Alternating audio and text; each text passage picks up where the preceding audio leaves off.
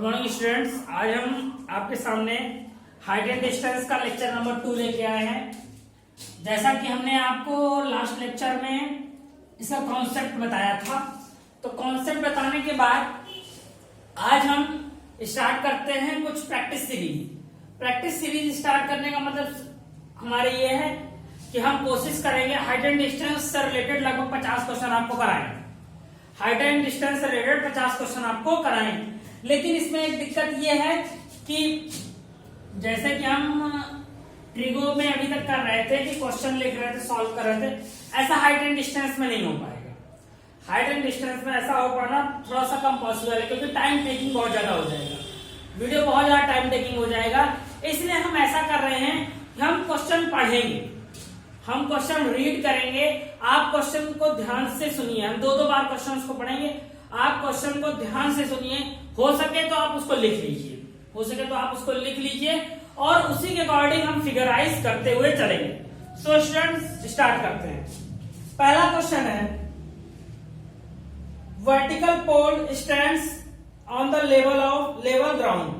देखिए क्वेश्चन क्या बोला, a vertical pole stands on the level ground. Level ground पे मतलब कि एक वर्टिकल पोल है, वो ग्राउंड लेवल पे स्टैंड करता है, मतलब यही हुआ। देखिए हम क्वेश्चन पढ़ते जाएंगे और उसको सिर्फ क्वेश्चन पढ़ के फिगर बनाते जाएंगे। अगर आपने फिगर बनाना सीख लिया तो ट्रिगो में कोई दिक्कत नहीं, हाइट एंड डिस्टेंस में कोई दिक्कत नहीं। From a point on a ground 25 metre away from the foot of the pole. मतलब क्या बोल रहा है, पोल के फुट से 25 मीटर अवे, पोल के फुट से 25 मीटर अवे एक पॉइंट है। The point of elevation top is found 60। Elevation बोल रहा है और इसके टॉप का एलिवेशन 60 बता रहा है। एलिवेशन मैंने कल आपको बताया था कि क्या होगा एलिवेशन। एलिवेशन का मतलब हमेशा ये होता है कि जब कोई भी चीज एलिवेट होने का मतलब नीचे से ऊपर की तरफ जाती है तो हम उसको एलिवेशन कहते हैं। क्या कहते हैं? एलिवेशन कहते हैं। क्वेश्चन एक बार फिर से देखिएगा, a vertical pole stands on the level ground from a point on the ground 25 metre away from the foot of the pole. The angle of elevation of its top is found to be 60. Find the height of the pole. पोल की height find करनी है। तो ये हुआ फिगराइजेशन। तो फिगराइजेशन के बाद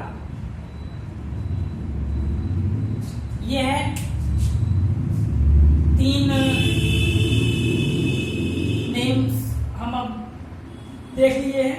हमने आपको एक चीज बताई थी, आपको इन क्वेश्चंस में डिस्क्रिप्शन लिखना होगा। हर एक क्वेश्चन को, अब जितने भी क्वेश्चन हम आपको बोल रहे हैं उन क्वेश्चंस को लिखिए और सॉल्व करते टाइम डिस्क्रिप्शन भी लिखिए। जब आप डिस्क्रिप्शन भी लिखोगे तो डिस्क्रिप्शन लिखने के बाद क्या होगा, आपको ये निकालना है एच। देखिए मोस्टली जगह आप 10 ही यूज करोगे, जैसा कि आप क्वेश्चन देखोगे तो समझ में आएगा। BC upon AC, AB perpendicular upon base. tan 60 की वैल्यू क्या होती है? tan 60 की वैल्यू √3 होती है। BC की वैल्यू H हमने मानी है, जो हम जैसे हम मान रहे हैं कि आप लिखोगे भी let be height of pole is H, let be height of pole is H। AB 25 है, इधर आ जाएगा। √3 की वैल्यू 1.732 होती है, 1.73 रखेंगे हम।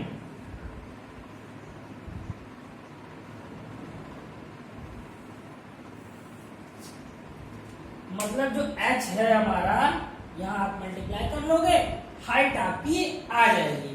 हाइट आपकी क्या होगी? आ जाएगी। तो इसको करेंगे तो आएगा 14.3 मीटर। ये क्वेश्चन नंबर 1 हुआ। क्वेश्चन नंबर 2, क्वेश्चन फिर से पढ़ रहे हैं। ध्यान से देखिएगा, अ काइट इज फ्लाइंग। देखिए क्वेश्चन मैं पढ़ रहा हूं, आप उसको सुनिए ध्यान से। A kite is flying attended to be a thread which is 165 metre long. The thread makes 30 angle with the ground. Find the height of the kite from the ground, assuming that there is no slack in the thread. बोल रहा है question में, एक kite है, fly कर रही है, उसकी थ्रेड की हाइट 165 है। थ्रेड की हाइट 165 है और जो थ्रेड है वो ग्राउंड से 30 एंगल एलिवेशन बना रही है और आपकी ग्राउंड से उस काइट की हाइट पूछ रहा है। तो देखिए ये ग्राउंड हो गया, थ्रेड आप जान रहे हो तिरछी होगी, ये 30 बनाना है, हाइट आपसे पूछ रहा है, ये हाइट हो गया, हाइट आपसे पूछ रहा है तो ये हाइट हो गया। अब फिर से आप डिस्क्राइब कर दीजिएगा। थ्रेड इज एसी क्या है 165 metre, thread is AC 165 metre. Height निकालनी है हमको हाइट निकालनी है। अब ए बी तो बोला नहीं है, तो हमको ए बी बोला नहीं है तो हाइट ही निकालनी है।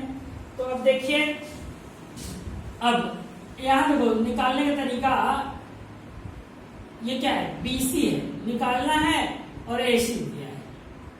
अब बीसी परपेंडिकुलर होता है, एसी हाइपोटेनियस होता है, तो परपेंडिकुलर अपॉन हाइपोटेनियस क्या होता है हमारे साथ साइन होता है। साइन 30 में 1/2 होती है।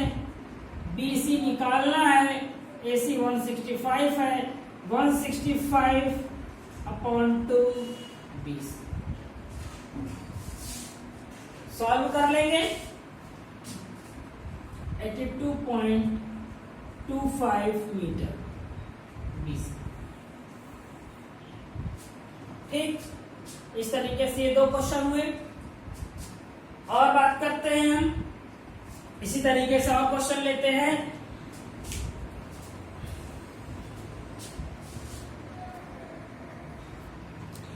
देखिए नेक्स्ट क्वेश्चन, क्वेश्चन नंबर 3 की बात करते हैं हम। क्वेश्चन पढ़ रहे हैं, फिर से देखिएगा। The length of a string between a kite and a point on the ground is 85 metre. देखिए फिर से उस की बात कर रहा है। A length of a string between a kite and point on the ground is 85 meter. The string makes theta with the ground level such that tan theta is equal to 15 upon 8. Then find the height of the kite from the ground. Find the height of the kite from the ground. Assume that there is no slack in the string. अब देखिए फिर से बोल रहा है कि एक kite है, एक काइट है जो कि जब काइट है तो जाहिर सी बात है भाई उड़ ही रही होगी। तो काइट जब है तो वो ऐसा स्लेक बनाएगी, मतलब कि ये है। अब तो फिगर तो आपका ऐसा बन गया, पता चल गया हमको फिगर ऐसा है। आपसे बोल रहा है एंगल थीटा है और ये 85 मीटर दिया हुआ है, एच पूछ रहा है, एच पूछ रहा है। तो ऐसे में अब आपको एक चीज भी दिया है tan theta is equal to 15/8। ऐसे क्वेश्चन भी आते हैं तो हम कैसे करें? तो सबसे पहली चीज तो मैंने कॉन्सेप्ट आपको बताया कि आप इसका जो कंटेंट है वो लिख लेंगे कि कैसे करना है, क्या करना है वो लिख लीजिएगा, जो डिस्क्रिप्शन है। तो BC/AC as usual tan theta. अब tan थीटा की वैल्यू 15/8 है और BC की वैल्यू आपकी h है, AC की वैल्यू क्या है 85 है। आई थिंक सो, कोई दिक्कत नहीं है आपको। मेरा अंदाजा कहता है कि अब आप कर ले जाओगे। बहुत ज्यादा कुछ रहा ही नहीं क्वेश्चन, बहुत ज्यादा कुछ रहा नहीं क्वेश्चन में। तो इस तरीके से आप करेंगे, आराम से यहीं से आप क्वेश्चन सॉल्व हो जाएगा।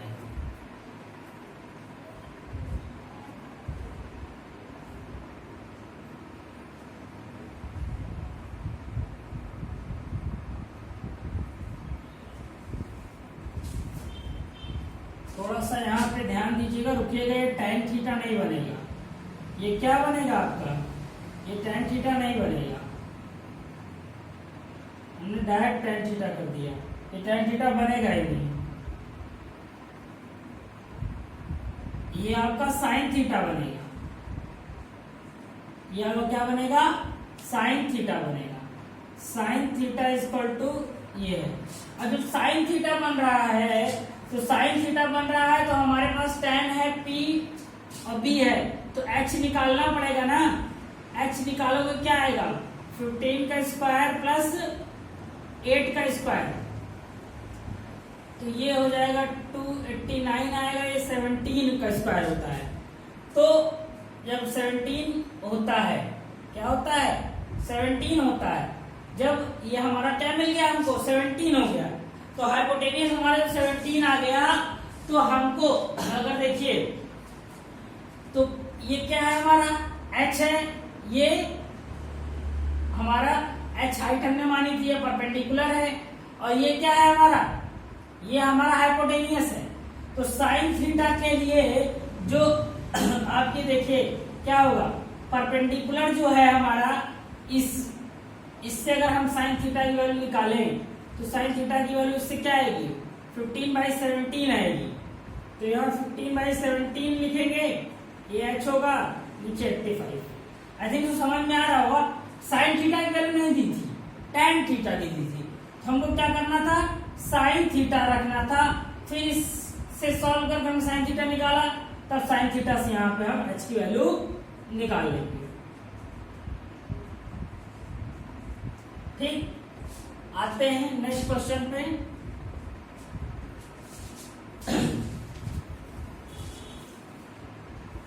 नेक्स्ट क्वेश्चन है हमारा,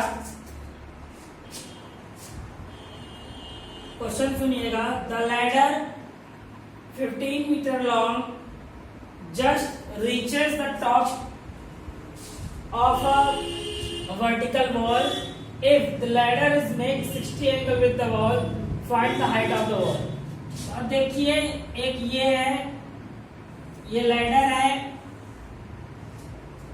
अब बोल क्या रहा है इसमें, लैडर है तो लैडर की हाइट 15 मीटर लॉन्ग है, थीटा 60 बना रहा है, find the height of the wall बोल रहा है।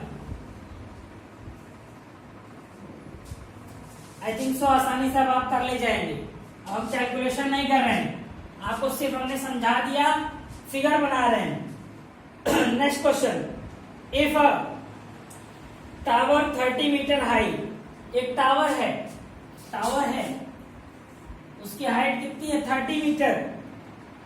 Cost a shadow 30 metre. अब शैडो कहाँ बनेगा, ये शैडो तो हमारे साथ नीचे ही बनेगा।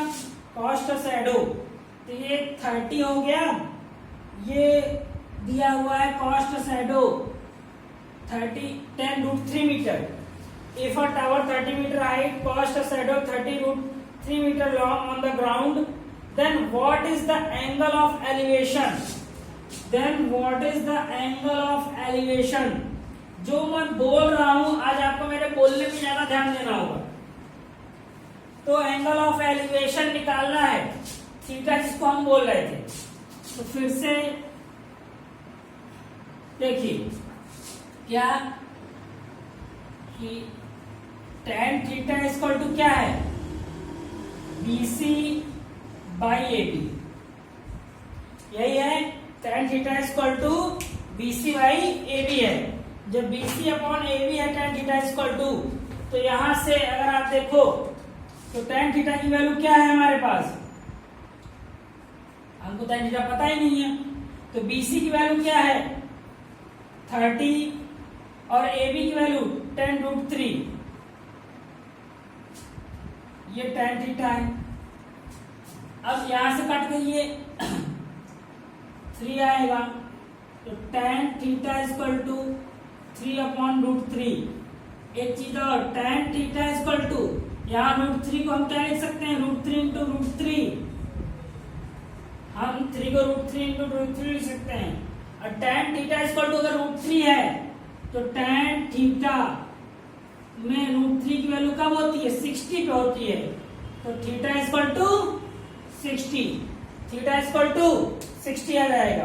तो थीटा इक्वल टू 60 आ गया, समझ गए होंगे। हमने यहाँ tan थीटा रखा, BC/AB किया, क्रॉस किया, काट दिया, 3 था, 3 को √3 × √3, √3 से √3 कट जाएगा, हमको क्या मिलेगा, √3 मिलेगा। √3 जब मिलेगा तो मतलब tan theta equal to tan 60। Next question,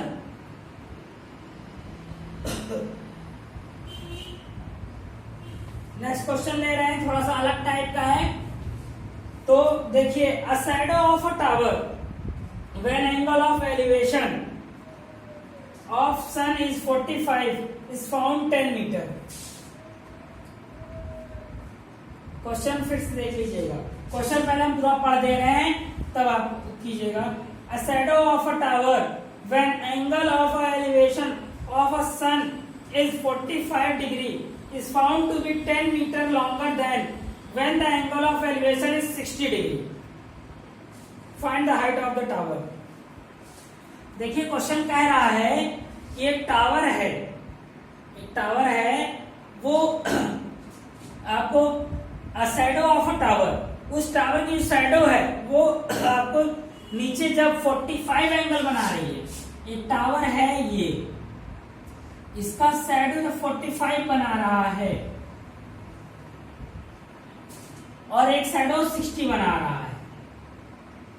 बोल रहा है ये, ध्यान समझिएगा, कि कह रहा है कि जो टावर है उसका शैडो जो 45 बना रहा है वो 10 मीटर ज्यादा है जब वो 60 एंगल पे शैडो बना रहा है। जो शैडो बना रहा है अगर वो सन से शैडो 45 एंगल पे बना रहा है तो वो 60 पे बनने वाले शैडो से 10 मीटर ज्यादा है। 60 पे बनने वाले शैडो से वो क्या है, 10 मीटर ज्यादा है। जब 10 मीटर उसका शैडो ज्यादा है तो हम यहाँ पे थोड़ा सा नेमिंग कर लेते हैं। हमको ये निकालना है, ये 10 मीटर है, इसको भी हमको मानना पड़ेगा, ये x हो जाएगा, इसको भी हमको मानना पड़ेगा, ये क्या हो जाएगा, x हो जाएगा। जो 10 था ये x हो जाएगा, ये हाइट h है। अब देखो ये 10 है, ये x है, 10 और x की वैल्यू है। अब हमको यहां से निकालनी है h की वैल्यू, लेकिन हमारे पास x की वैल्यू नहीं है, x की वैल्यू नहीं है, तो हम सबसे पहले क्या करें, x की वैल्यू निकालें। तो tan 60 इक्वल टू h/x होगा, tan 60 वैल्यू √3 h/x, यहां से हमको x की वैल्यू क्या मिलेगी, h/√3। दूसरा क्वेश्चन, दूसरा, पहले हम देखिए, हम कभी भी हाइट एंड डिस्टेंस सॉल्व करते हैं तो ट्रायंगल वाइज ट्रायंगल लेते हैं। हमने देखो सबसे पहले ये छोटा ट्रायंगल लिया, पूरा बड़ा ट्रायंगल लेंगे, अब पूरा बड़ा ट्रायंगल लेंगे। जब बड़ा ट्रायंगल लेंगे, इसमें हमने कौन सा ट्रायंगल लिया है, इन ट्रायंगल BCD। अब यहां आ रहे हैं in triangle ACD। tan 45 is equal to h, ये पूरा एक साथ लिखेंगे हम, 10 + x, क्योंकि नीचे वाला पूरा है, ये हुआ। tan 45 की वैल्यू 1, ये h है, ये 10 + x, ये 10 + x है। अब ये चीज हम यहां पे कर दे रहे हैं, देख लीजिएगा, हम 10 + x, ये h कर दिया। अब x की वैल्यू क्या थी हमारे पास, h/√3, ये आया। अब आप एलसीएम लीजिए, एलसीएम लीजिए, 10√3 + h, नीचे √3 आएगा, उधर भेज देंगे तो h√3 हो जाएगा। h√3 minus h, h√3 minus h, ये इरेज कर दे रहे हैं हम।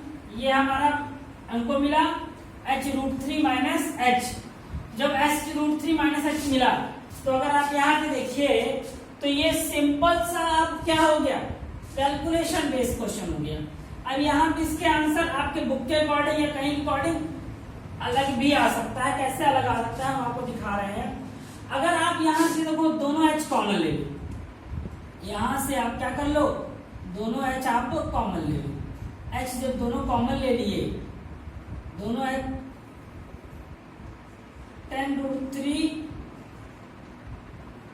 10√3 और जो हमारा h है वो कॉमन लेंगे तो √3 माइनस 1 आ जाएगा। ये आएगा √3 माइनस 1 आ जाएगा, ये h आया।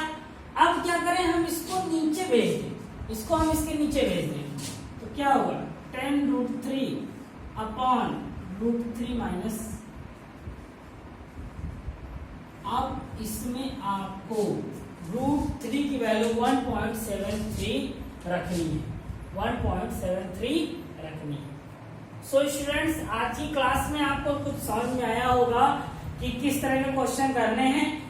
तो आज हमने एटलीस्ट 6 क्वेश्चन लगभग कराए हैं।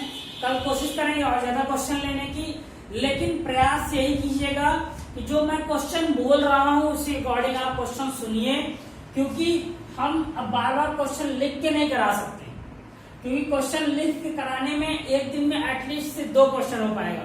हाइट एंड डिस्टेंस है, बहुत इंपॉर्टेंट टॉपिक है, इसलिए हमारी इच्छा है इसमें एटलीस्ट कम से कम आपको प्रैक्टिस में 50 क्वेश्चन कराए जाए। So students, thank you.